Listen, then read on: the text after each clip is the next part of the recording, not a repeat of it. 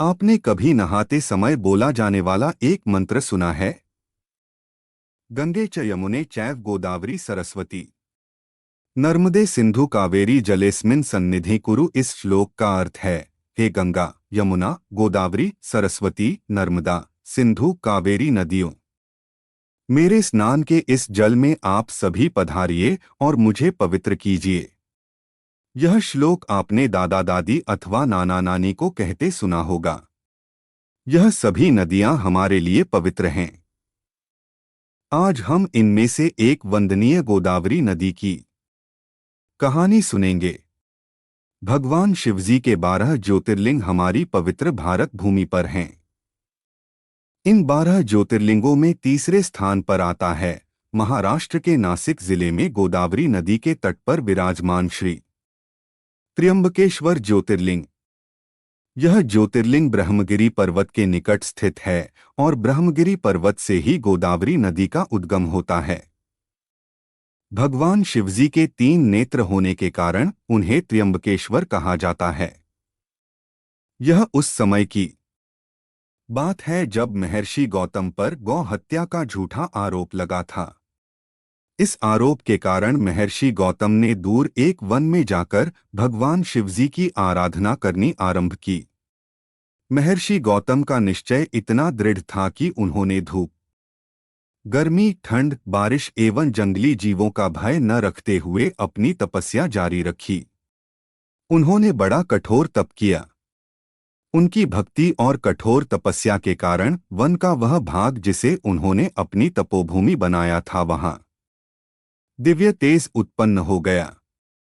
उनकी भक्ति से प्रसन्न होकर भगवान शिवजी ने उन्हें दर्शन दिए और मनोवांछित वर मांगने को कहा।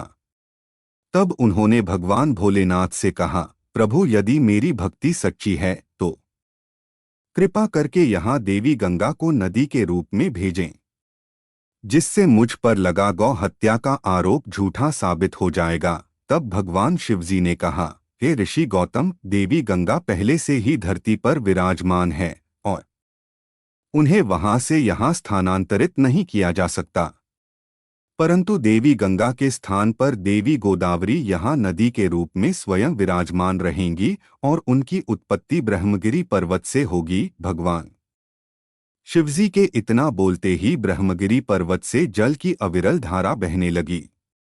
वहां देवी गोदावरी नदी प्रकट होकर उनके शीतल और पवित्र जल ने नदी का रूप ले लिया।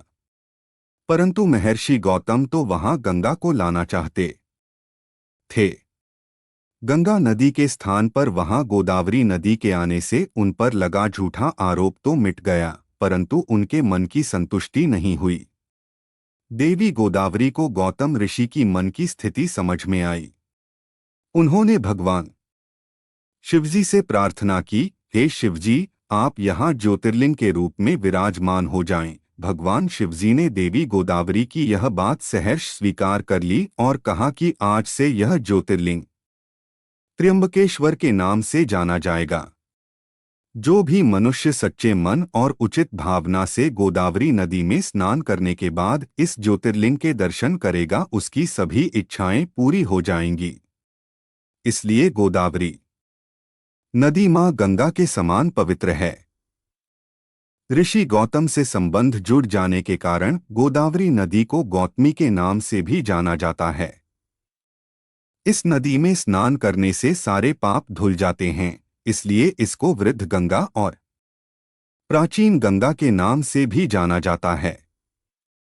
गोदावरी नदी भारत के 4 राज्य महाराष्ट्र, तेलंगाना, छत्तीसगढ़ और आंध्र प्रदेश में बहती है।